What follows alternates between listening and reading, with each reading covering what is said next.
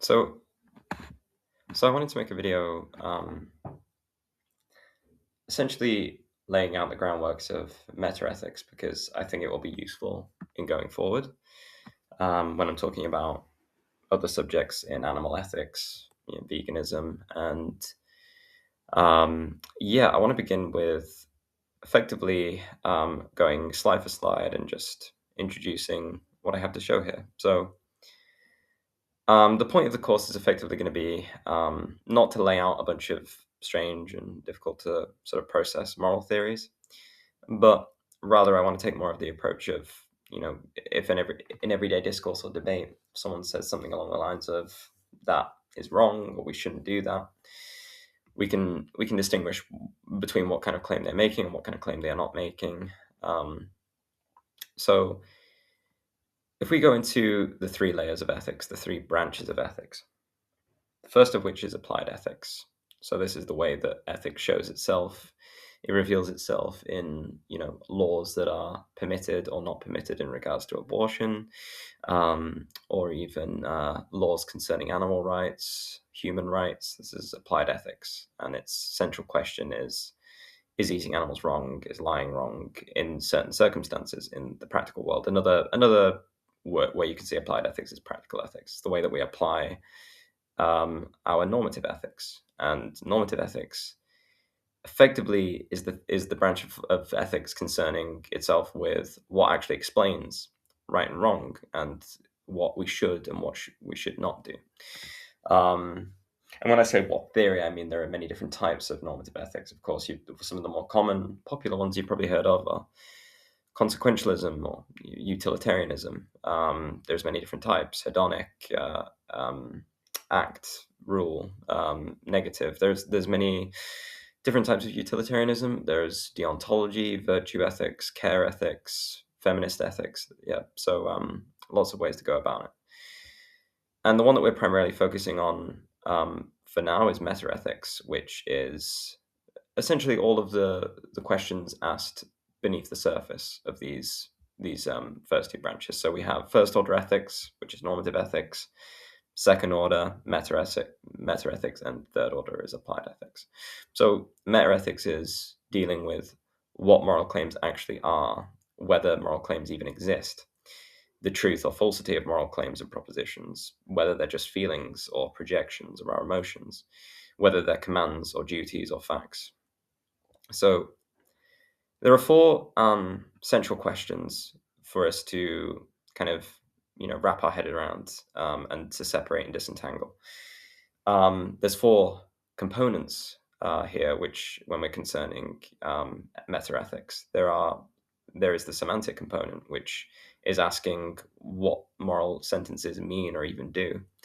Then, secondly, there's metaphysical, which is concerning itself with the question of whether there even are facts or properties in the world. Perhaps you're a moral nihilist or moral error theorist, and you simply believe such properties are just too unordinary and sui generis, and they don't exist in this world. And then the third of which is epistemological. The epistemological question is dealing with how we could even come to know about these truths. So it's relating to the access of our own knowledge and our own awareness.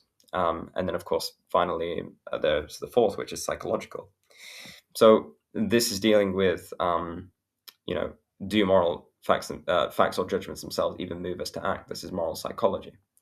So one important thing is to bring up is, and you may be you may have been acquainted with this before, is the fact value distinction, or the descriptive versus the normative. When we consider a descriptive state of affairs, we look at causal relations. We look at what's being measured, predicted, or explained away. So, for instance, the scientific approach. Descriptions tell us that something is a certain way. It tells us that something leads to another certain set of affairs, right? So this causes pain as a purely descriptive claim or proposition. Now, if we contrast that with normative is saying something additional. It's adding evaluative content. This pain is bad. Bad is going to be something that is normative action guiding. And we're saying that there is reason, value, demand, and response sort of intrinsic to that, to the nature of normativity. Of course, some people, normative nihilists, people that don't accept irreducible normativity are not going to agree with the sentiment, but normativity is understood as being something that is action guiding, and it calls forth for a response. So it's very agentic, responsive. It's tied up with being an intentional being that can respond to reasons in the world and assess value, external reasons, whatever the case may be. So that's the contrast between descriptive and normative. Now, there is a trap here, which Hume pointed out, which is when we're making, for example, an argument and we give purely descriptive premises, and then we push out a normative conclusion. This just doesn't go through. If we are to include a normative premise in the premises, then we get out a normative conclusion in many cases, potentially valid if constructed well. The issue is that when we smuggle in good or better or should, and then we attempt to call it all descriptive. Of course, these things are already normative in their nature, but of course we do need a normative premise. And of course, science. If we look through the scientific lens, science is in the business of dealing with causal relations and predictions, and um, it's not necessarily in the business of discussing or assessing for value properties or the intrinsic nature of things, whether you believe there is an intrinsic nature. So that's an important thing to note. So, taking all this into account, what we've just gone over, there are going to be three sort of criteria for moral realism, for example. So the first question of which is, do moral claims express beliefs? If not, then you're a non-cognitivist. Basically, you think that they're just merely projections or preferences or sentiments. If it is the case that you think that they express propositions, then you're a cognitivist. You think that they're truth, that they're capable of being true or false. When I say that it was wrong when my neighbor went outside and killed the dog, quite a morbid example, he did something objectively wrong. Okay. Or he just did something that I deem to be subjectively wrong. It's important to note that you can be a subjectivist cognitivist. It's not the case that you necessarily have to be like cognitivism is not to be conflated with realism. The two are not synonymous. So the second of which is if whether or not beliefs, if any beliefs are true. If not, because you could be a type of cognitivist moral nihilist, like an error theorist, and you say, um, it's the case that there are no sort of value properties. There are no moral facts. So in that case, they're all systematically false, and that's famous from J.L. Mackie. And then you can look at the third question of which is, if true, are they attitude independent? So when we talk about moral objectivism, it's very easy for people to get caught up in the idea of something being ontologically dependent on a mind to conceive of it, and then they sort of just infer from that it is automatically subjective. But this is a confusion of moral realism and moral anti-realism. So going on, we'll look at the vocabulary with removing the actual fog, so we can see it a bit more clearly. So truth aptness is just asking the central question, as I mentioned briefly, but prior, that it's assessing whether something can be true or false. And if it is pertaining to objectivity, then it's not made true by my approval of it. For example, we can take a vulnerable animal that is suffering in front of me, and the badness of the animal's suffering is not dependent on my assessing or projecting badness onto the object of consideration, which is the dog. It feels a bit weird to call it an object, but what I should say is the vulnerable being in question. And yeah, it's not going to be something that's made true or false based on how I feel about it. It could potentially, from my side of things, I could say it's made true by the intrinsic nature of the suffering in which the animal is experiencing and the way that it is immediately aware of the disvalue in its valence. So Cognitivism is just asking whether moral judgments express beliefs and if they're mind involving. Minds are part of the fact. That's why it's called cognitivism, as it's leading to it's revolving around the mind to be cognitive. And non-cognitivism is just saying moral judgments express attitudes, plans, prescriptions, and it's entirely mind dependent. Epistemically, ontologically. So cruelty, for example, involves minds. That does not mean that judgment creates its wrongness. So just because I am made aware of something cruel in my local neighborhood or whatever, it doesn't necessarily follow that I am making that cruelty cruel as such, or my feeling towards it is what makes it cruel. So then we get into something that's a little bit more dense, but it's the reductionism and non-reductionism distinction. So in metaethics, when we're talking about reductionism, we're, say, for example, a reductionist naturalist in metaethics, an ethical naturalist, they will want to say something along the lines of good is just effectively identical to some non-moral property. Potentially it supervenes on something like pleasure, some hedonic state like pleasure or well-being or desire satisfaction, ideal preference. Non-reductionism, and there are naturalists that are non-reductionists, like Richard Boyd, I believe he's called, and the Cornell realists. They take it that moral facts may be real without a neat definition or simple translation. So, for example, they may take very seriously the arguments from supervenience, that these moral facts supervene on natural facts. You take away the natural facts, you remove the moral facts, take away, and vice versa.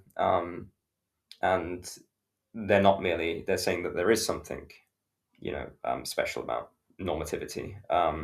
And they're not looking at it through a purely descriptive lens. Although I do think that non-reductionism personally does almost feel like a form of reductionism to me, because it's still taking upon itself this very detached sort of third person perspective or objective stance, as opposed to the participant stance that I've touched on before in the video that I made about Akhil Bilgrami, but we will get into that.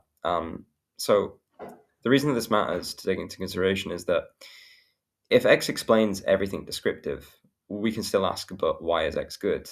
We can take a purely descriptive state of affairs, and supposedly the goodness, the value goodness, is supervenient on the natural state of affairs, the descriptive state of affairs. But we can always ask, in certain cases, towards reductive naturalism, is it the case that X is still good, right? X seems to be something more broad, more non-natural, something contextual. So the central fight here is not science versus our feelings or our vibes as such. It's whether value reduces itself away. So yeah, moral realism, again, just to sort of go over this again, it's holding to cognitivism that moral claims express beliefs. And there is at least some successful moral claims that are true. And objectivity, their truth is not made true by us, by our opinions or attitudes. So there are the three main criteria commonly sort of put forward for moral realism to go through. So the realist positions commonly known are naturalist realism, made quite well known by thinkers like Peter Railton and Sam Harris. They hold to the view that moral facts are natural facts, as I touched on briefly before, and suffering and flourishing, need, social life function. And then there's of course non-reductive naturalism, like the ones I touched on briefly. We've already kind of been over that. And then there's non-naturalist realism, where they want to say that moral facts are real and irreducibly normative. They're not scientific or descriptive facts. So, we can think of I've touched on this briefly before, but we can think of the intentional, practical or participant stance in opposition to the descriptive, scientific, objective stance. Right? When I'm an agent, I can respond to reasons in the world, and I can say I should do X, I should not do Y. I should eat healthier. I should save this drowning child in the lake. When you're looking through the scientific lens, you're looking at again, causal relations. It would help if X happened. It would. It's all very theoretical and abstract. So there is also, and that's the participant stance that I've talked about before, and I'm going to go into it again. You could also look at it as a kind of sensibility realism. Value is going to be something that's disclosed. You could potentially be some sort of value realist. You could hold to externalism about reasons and value. There is real events in the world that contain reasons or value within them. But it's the case that people won't be necessarily intrinsically motivated by them, which is a view that I personally would be attracted to. So going on, Peter Railton, in I believe his 1986 paper, he constructed quite a well-written essay just called Moral Realism, where he attempts to defend his non-reductive, his reductive naturalism rather, and Railton's sort of key idea is that what is good for someone is going to be tied to what a fully informed, rational, or omniscient sort of version of themselves would want, all things considered. So he uses the example of Lonnie. It's this individual out in the desert, and they come across a glass of water and a glass of milk. They're not aware with all of the necessary facts pertaining to biology and the human condition that would lead to dehydration and the curdling of milk in their stomach and death. So we can consider an omniscient version of Lonnie that has all of that relevant information, and they would want Lonnie to drink the water, as opposed to, all things considered, drinking the milk. I think one reason that you could potentially poke holes in this is it really this ideal desire that's creating value, or is it just tracking what is desirable? I take it that the fully informed version of Lonnie would value that, because that they would value to be alive, to exist, they would have a desire for existence. I don't really feel inclined towards believing in these non-agential, like mind independent floating reasons out in the world, but rather they exist, intrinsic to experiences and valence and values. So Boyd, with his Cornell realism, wants to say something like goodness may be something very much like health. It's not just one simple visible property, but it's a complex cluster of causes and effects, and with explanatory roles. So it's still in the sort of scientific lens, but it is, taking it upon itself as this sort of supervenient and, kind of, what do you call it? Sort of non-reductive view, as they would have it. So moral terms might track real natural patterns without being translated into tiny formula. So that's sort of the idea behind the non-reductive naturalism. So we can consider, someone like Sam Harris, a well-known naturalist who commonly wants to say that, badness, if the worst possible suffering for all beings is not, moral badness, then I'm not really sure what that would be. And he's looking at what would be, right? What would fit that criteria.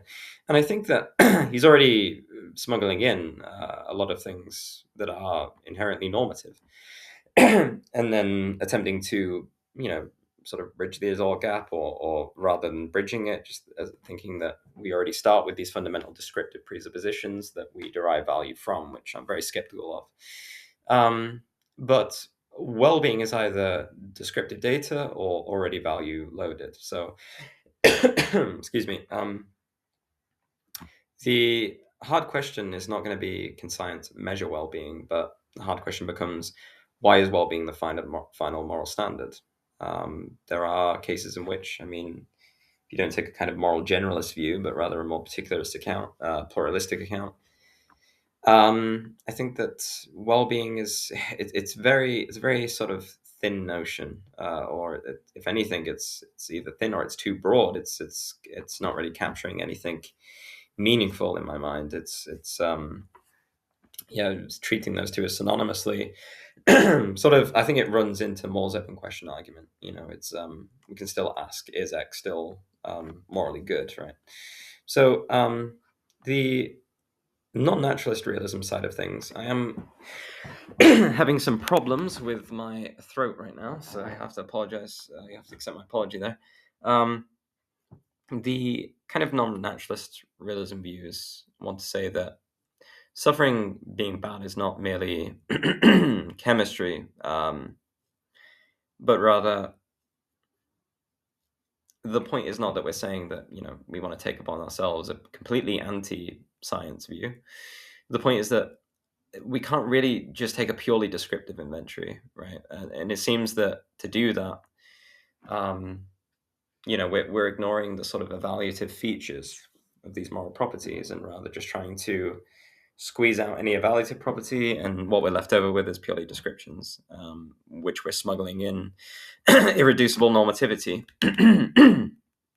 So, one of the key strengths is that it protects the Azort gap. It does recognize normativity as something sui generis, and it accepts that, kind of embraces it with full arms. And one of the pressures is that how do we come to know irreducibly normative truths? Is there not some sort of epistemic gap? That's one of the fundamental concerns. But one approach, I believe, to dealing with this is the sort of Bilgramian participant stance and the McDowell and Murdoch approaches. There are, differences between these three positions, but there are also commonalities. So they don't think that the world, to begin with, is already stripped of value.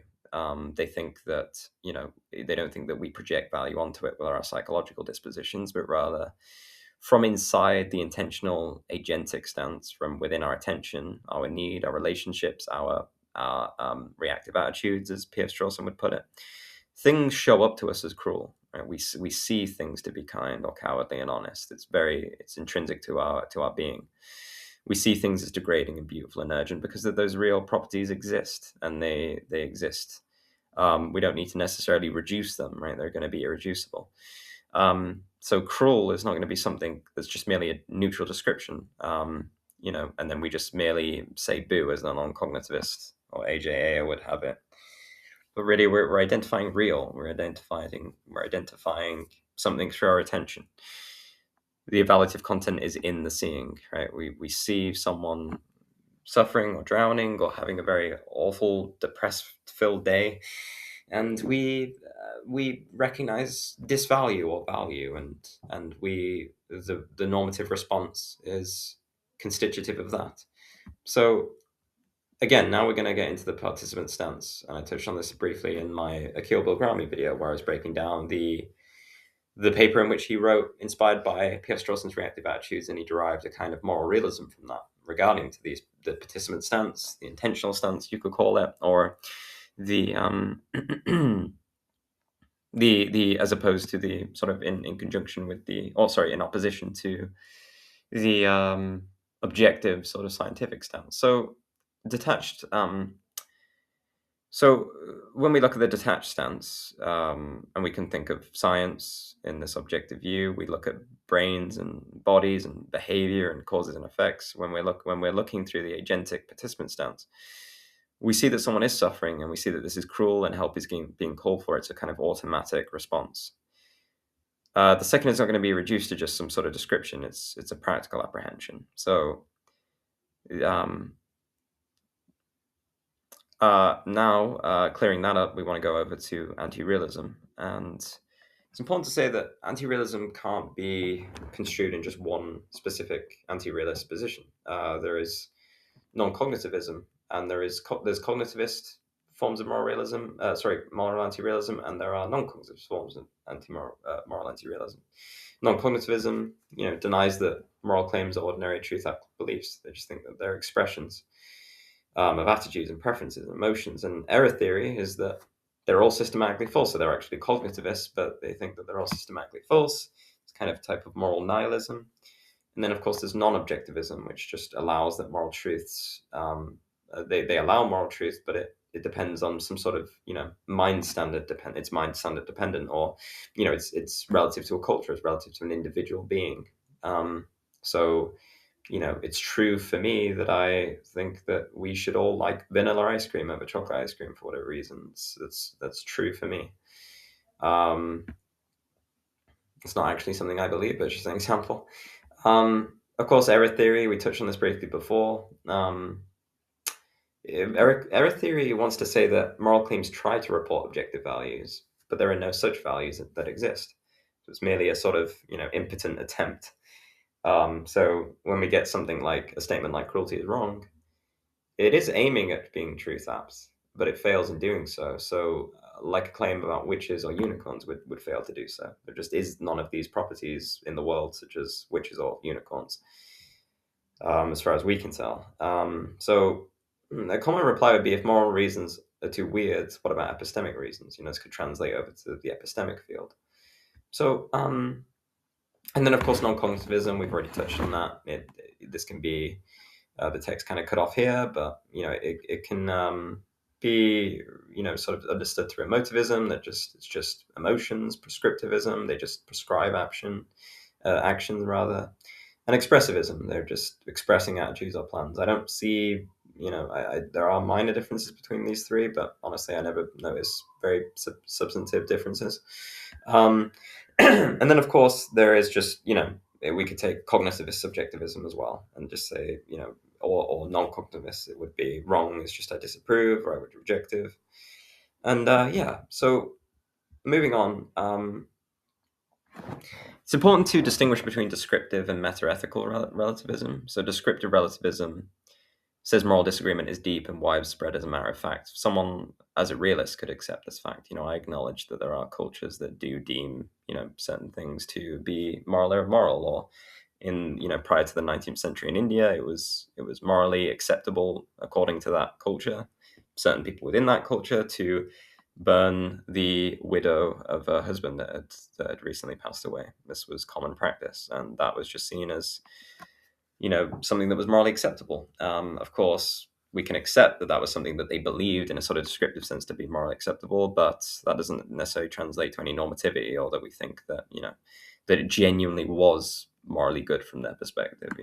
We can see that there was a fact of the matter outside of their preferences or their stances during that period. Metaethical relativism, then, as I already sort of showed the distinction between the two, says that moral truth or justification is relative to a culture framework, so it genuinely is moral within those systems. But there are issues that will sort of bleed through with this, such as if it's just a culture or a law that's put in place that defines what's right, moral reformers may start off wrong by definition, right? And that feels very suspicious, right? I'm quite skeptical of these analytical sort of notions of wrongness or moral goodness or moral badness. I take more of a synthetic view personally, but I won't get into my own views in this introduction.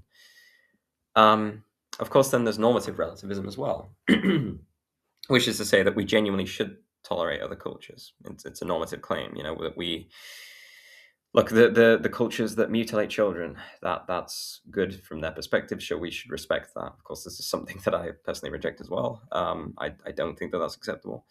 And yeah, quite a controversial view, but some people take it quite seriously. Of course, then there's constructivism. I'm pretty sure Kant and Hume had different versions of constructivism that may share similarities. I'm not very clued up on constructivism, but they just want to say that moral truths are not found like rocks, but constructed through rational procedures, right? So the sort of Kantian notion would be that rational agency commits us to standards that we cannot coherently reject.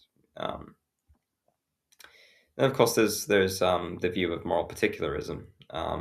So particularism is opposed to something like moral like a sort of generalist account.